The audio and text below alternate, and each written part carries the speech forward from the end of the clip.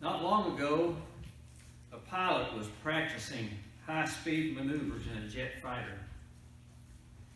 She turned the controls for what she thought was a steep ascent and flew full speed into the ground. She was unaware that she had been flying upside down. This is an illustration or a parable of our human existence these days. Not that all of us are crashing, though there's a lot of that surely happens, but most of us in our society in general live at high speed, often with no clue if we're right side up or down. Indeed, we're haunted by a strong suspicion that there may be no difference. There is, however, a flickering light like a campfire off in the distance. We have received an invitation. We have been invited on an expedition or a pilgrimage into the very heart of God. The invitation has been extended for a very long time, humanly speaking, and we're all welcome without exception. No circumstance or person other than our own decision can keep us away. It really is whosoever will may come. The biggest problem now with the invitation is over familiarity. Folks think they have heard the invitation, even think they have accepted it or rejected it, but they have not. It's difficult today to hear it at all. Genius, as you said, is supposedly the ability to scrutinize the obvious.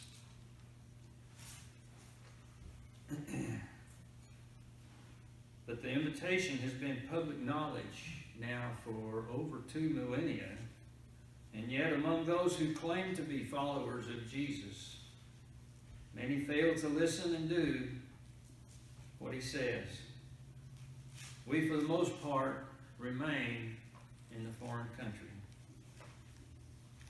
This Jesus, the way to our God and Father, was executed along with 2 thieves roughly 2,000 years ago as an outlaw, an instigator, a public enemy. But even today, to quote Dallas Willard, from countless paintings, statues, buildings, from literature and history, from personality and institution, from profanity and popular song and entertainment media, from confession and controversy, from legend and ritual, Jesus stands quietly at the center of the contemporary world, as he himself predicted. He so graced that ugly instrument on which he died that the cross has become the most widely exhibited and recognized symbol on earth. Jesus stands as the doorway into the life of God. No man can come to the Father but by me, he says in John 14:6. He gives us confidence to become apprentices in eternal living, the kind of living that honors God and flows out of our love for him. That was God's original intent when he gave his teachings to Moses at Sinai. Let me show you. Come with me to Deuteronomy chapter 30, verse 10 through 20, and especially 15 through 20. It reads like this from the Amplified Version. Excuse me. See, I have set before you this day life and good, death and evil.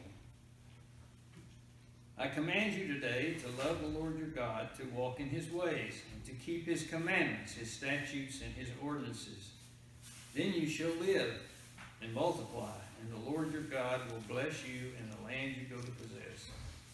But if your heart turns away, so that you will not hear, but are drawn away to worship other gods and serve them, I declare today to you that you shall surely perish, and you shall not live long in the land which you cross over the Jordan to possess and enter.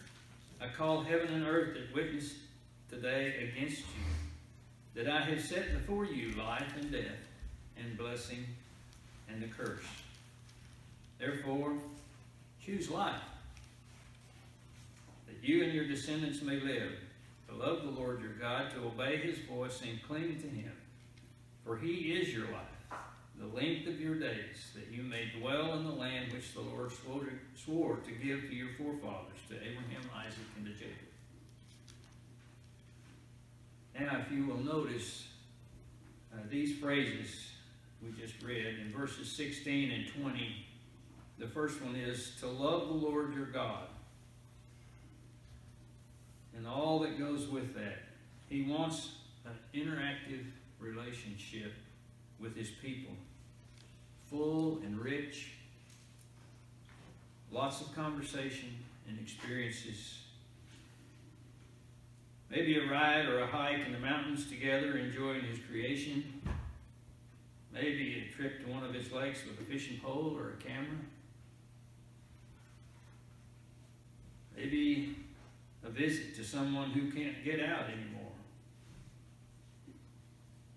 Maybe he wants a friendship with someone who has difficulty making friends. Maybe you fill in the blank. He wants to be with you, and he wants you to be with him. The second phrase is that he wants us to walk in his ways and listen to his voice, to trust him, you might say. He's the one who knows where we're going, and he shows us mercy. He's very intelligent. He can teach you many things, important things. It was him who gave this proverb to Solomon in chapter 3, verse 5. Trust in the Lord with all your heart, and lean not on your own understanding. In all your ways acknowledge him, and he will direct your paths. So, in humility, trust him and acknowledge him in his creation as you live and walk in it. Acknowledge him as he directs your paths, and acknowledge him in the things he teaches you. He is a deep source of truth. The third phrase I'm going to look at is to keep his commandments, his statutes, and his judgments, that you may cling to him. Do you recognize that phrase? That's faith. Remember the definition of faith we studied a few years ago? To trust in, rely on, and cling to? That's what God is wanting even from this ancient time. Faith was God's intent all along. And even yet, it is impossible to please him without faith. Hebrews 11 tells us.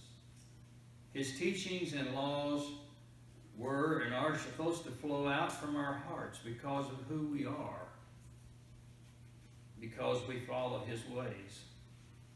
In Exodus chapter 19, verse 5 and 6, reads this way. Now therefore, if you will indeed obey my voice and keep my covenant, then you shall be a special treasure to me above all people.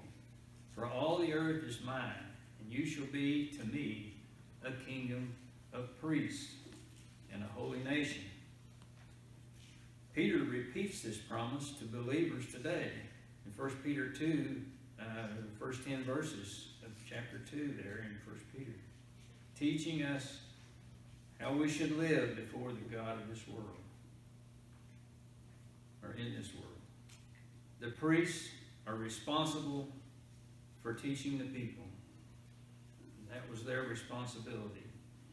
But if the priests don't teach, and the people don't listen and learn, then God's kingdom of priests doesn't happen. So instead of God's tender commandments, forming a people with a character like God's character, and being an example to all the nations around, they opted for a list of 10 commands. And you and I know you don't have to have a relationship to keep a list. In fact, it's a way to bypass the relationship part and the part about changing our character that comes as we walk in His ways and trusting in Him. As we adopt a list-keeping mentality, we move God right over to the sidelines. He is no longer needed. We can read the list ourselves. We can do the list. We don't have to listen to God talking to us about a relationship. We can still feel good about our position with Him because we've checked off our list, and we're fooled into thinking that we've done what God wanted, when in reality, we've done what we wanted. We have little or no relationship with God at all. We are no longer living God's eternal, abundant life. We're flying upside down, pursuing our own life the way we want to do it. God is only in the periphery if He is in our picture at all. In fact, if you decide not to listen to Him, He will move out of your picture altogether and let you face plant like the lady we spoke of earlier. We will talk more in the future of this apprenticeship and eternal living. I think that's important for us to understand. It begins right where you are today, and it goes forever. Eternity is underway, and us with it. In the words of our Father in the heavens, choose life. You have to relax your stranglehold on your life to control things and people. Romans 9:16, Paul tells us, it's not our plans, it's not our efforts that determines our destiny, but God's mercy. Listen to Him. He's been calling since ancient times. And He's telling us, choose life. Choose life.